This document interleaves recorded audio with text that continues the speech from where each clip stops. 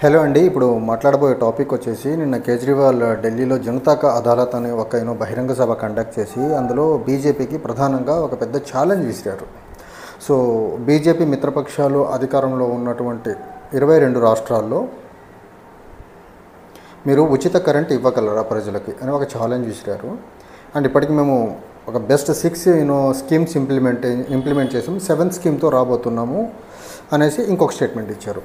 So BJP ప్రధానంగా 22 రాష్ట్రాల్లో BJP వాళ్ళ మిత్రపక్షంతో అధికారంలో ఉంది.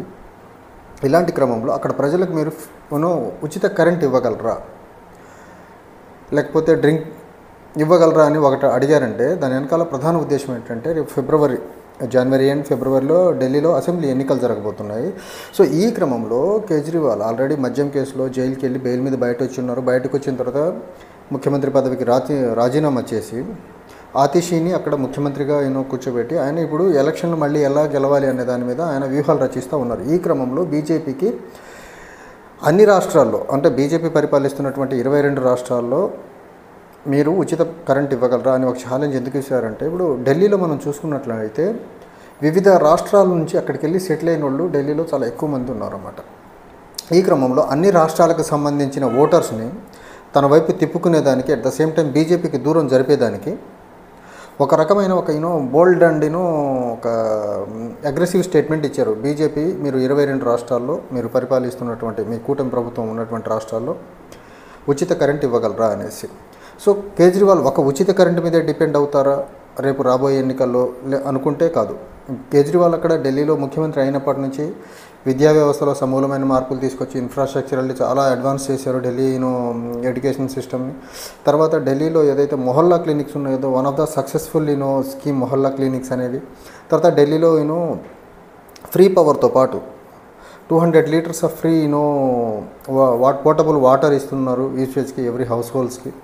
ఇలా చూసుకుంటూ పోతే ఢిల్లీ గవర్నమెంట్లో ఒక రిఫార్మ్స్ తీసుకొచ్చి వాటర్ స్కేర్సిటీ వాటర్ ప్రాబ్లమ్ని తగ్గించారు. తర్వాత పవర్ ఛార్జెస్ ఏవైతే హై టారిఫ్స్ ఉన్నాయో వాళ్ళకు పేద ప్రజలు కట్టలేనంత హై ఛార్జెస్ ఉన్న క్రమంలో ఆ పవర్ మాఫియాని కటైల్ చేసేసి ఫ్రీ పవర్ ఇస్తున్నారు పేదలకు అక్కడ. అట్ ద సేమ్ టైం ఢిల్లీలో చూసుకుంటే ఇంతకుముందు వేరే వాళ్ళకు కాంట్రాక్ట్స్ ఇచ్చి కాంట్రాక్ట్లలో రోడ్లలో నాణ్యత లేకుండా ఉండింది. ఇప్పుడు మోస్ట్ ఆఫ్ ద కాంట్రాక్ట్ పనులని ఢిల్లీ గవర్నమెంట్ అని ఇట్స్ ఓన్ చేస్తూ ఉంది. ఈ క్రమంలో ఢిల్లీ గవర్నమెంట్ పర్టికులర్లీ ఆమ్ ఆద్మీ పార్టీ కేజ్రీవాల్ మీద ఢిల్లీ ప్రజల్లో ఒక విశ్వాసం ఉంది. సో దాన్ని బేస్ చేసుకొని నేషనల్ ఎక్స్పాన్షన్కి వెళ్తే ఆమ్ ఆద్మీ పార్టీ పంజాబ్లో అధికారంలోకి వచ్చారు, గుజరాత్లో రాష్ట్ర పార్టీగా గుర్తింపు పొందారు, గోవాలో రాష్ట్ర పార్టీగా గుర్తింపు పొందారు. తద్వారా ఇప్పుడు ఆమ్ ఆద్మీ పార్టీ నేషనల్ పార్టీ అయింది. ఈ క్రమంలో కేజ్రీవాల్ మీద ఒక మరకేస్తే కానీ ఈ స్పీడ్కి మనం బ్రేక్ వేయలేమనేసి మద్యం పాలసీలో కేజ్రీవాల్ని జైలుకి పంపించారు కేంద్రంలో ఉన్న బీజేపీ వాళ్ళు. సో బీజేపీని అటాక్ చేసేదానికి, బీజేపీతో రాజకీయ యుద్ధం చేసేదానికి కేజ్రీవాల్ అంత ఈజీగా బెండ్ అయిపోయి భయపడే రకమేం కాదు కదా. అందుకనే కేజ్రీవాల్ పాలసీ వాళ్ళు ఏదైతే కరప్షన్ మీద కేజ్రీవాల్ మీద అటాక్ చేయబోతున్నారో, ఇప్పటివరకు చేశారో చేయబోతారో దాన్ని కేజ్రీవాల్ ఎలక్షన్లో వెల్ఫేర్, ఫ్రీబీస్, తర్వాత గవర్నెన్స్ గురించి బీజేపీ యొక్క ఏదైతే అబద్ధపు ప్రచారాలు ఉంటాయో వాటి తిప్పికొట్టేదానికి కేజ్రీవాల్ కూడా ఈక్వల్లీ రెడీ అవుతున్నారు. సో ఇప్పుడు కేజ్రీవాల్ ముఖ్యమంత్రిగా లేరు, ఆయన దగ్గర కొంచెం ఎక్సెస్ టైం ఉంటుంది, ముఖ్యమంత్రిగా ఆతిషి ఉన్నారు అక్కడ. ఈ క్రమంలో కేజ్రీవాల్ తన దగ్గర ఉన్న టైం మొత్తాన్ని వ్యూహాలు రచించుకొని బీజేపీని ఎలా కార్నర్ చేయాలనే దాని మీదే ఫోకస్ చేస్తారు.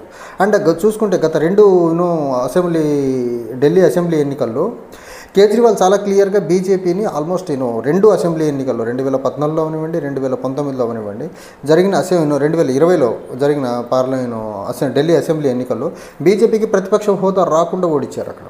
అదొకటి. తర్వాత కేజ్రీవాల్ చేసిన కేజ్రీవాల్కి ఉండే ఇంకొక అడిషనల్ అడ్వాంటేజ్ ఏంటంటే ఢిల్లీలో మెజారిటీ ఎడ్యుకేటెడ్ ఓటర్స్ ఉన్నారు first thing. And second thing, ఢిల్లీలో కేజ్రీవాల్కి చెందిన సామాజిక వర్గం కూడా చాలా పెద్ద మొత్తం ఉంది. వాళ్ళు రాక్ సాలిడ్గా కేజ్రీవాల్ వెనకే నించునేదానికి గత ఎన్నికల్లో నించున్నారు, ఇప్పుడు కూడా నించుంటున్నారు. పార్లమెంట్ ఎన్నికలు వచ్చినప్పుడు కొంచెం national issues BJP side incline అయిన community when it comes to Delhi assembly ఎన్నికలు, కేజ్రీవాల్ యొక్క సొంత సామాజిక వర్గం కేజ్రీవాల్తోనే ర్యాలీ అవుతుంది. తర్వాత ఎడ్యుకేటర్స్ అంతా కేజ్రీవాల్తో ర్యాలీ అవుతున్నారు. అక్కడ ఉన్న Dalits as well as Muslims కంప్లీట్గా కేజ్రీవాల్తో ర్యాలీ అవుతున్నారు. ఈ క్రమంలో కేజ్రీవాల్కి కలిసి వచ్చే అంశం ఇంకోటి ఏముండబోతుందంటే, ఇప్పుడు జమ్మూ కాశ్మీర్, హర్యానా ఈ 2 రాష్ట్రాల్లో కానీ హర్యానాలో కంప్లీట్గా కాంగ్రెస్ గవర్నమెంట్ ఫామ్ చేస్తుందని ఎగ్జిట్ పోల్స్ చెప్పేసారు. ఈ క్రమంలో హర్యానాలో కాంగ్రెస్ గవర్నమెంట్ ఫామ్ చేసి జమ్మూ అండ్ కాశ్మీర్లో ఇండియా ఎలియన్స్ ఎన్సీ తర్వాత కాంగ్రెస్ ఇద్దరు కలిసి ఫామ్ చేస్తే డెఫినెట్గా కాంగ్రెస్ మీద ఒక పాజిటివ్ వేవ్ ఏర్పడుతుంది. సో కాంగ్రెస్ అండ్ ఆమ్ ఆద్మీ పార్టీ ఢిల్లీలో పొత్తు పెట్టుకుంటే డెఫినెట్గా ఏదైతే బీజేపీ వ్యతిరేక ఓటు ఏదైతే ఉందో అది చీలకుండా గంపగుత్తుగా అరవింద్ కేజ్రీవాల్ ఆమ్ ఆద్మీ పార్టీ అండ్ కాంగ్రెస్ కలిసి పొత్తులో పోటీ చేస్తే వన్ సైడెడ్గా ఈ ఓటు మొత్తము ఈ కూటమికి వచ్చేదానికి ఆస్కారం ఉంది. అప్పుడు బీజేపీ గెలవడం అంత ఈజీ అయితే కాదు. ఇంకోటి, వివిధ రాష్ట్రాల నుంచి వలసలు అక్కడికి వెళ్తున్న వాళ్ళు ఎక్కడైతే బీజేపీ రాష్ట్రాల్లో బీజేపీ పరిపాలిస్తుందో ఆ రాష్ట్రాల్లో ఉన్న గవర్నెన్స్ తాలూకు ఇంపాక్ట్ కూడా ఢిల్లీలో చర్చ జరిగి ఖచ్చితంగా ఈ గవర్నెన్స్ రిలేటెడ్ చర్చ ఎక్కువ జరిగితే అది డెఫినెట్గా కేజ్రీవాల్కి అడ్వాంటేజ్ అయ్యేదానికి ఆస్కారం ఉంది.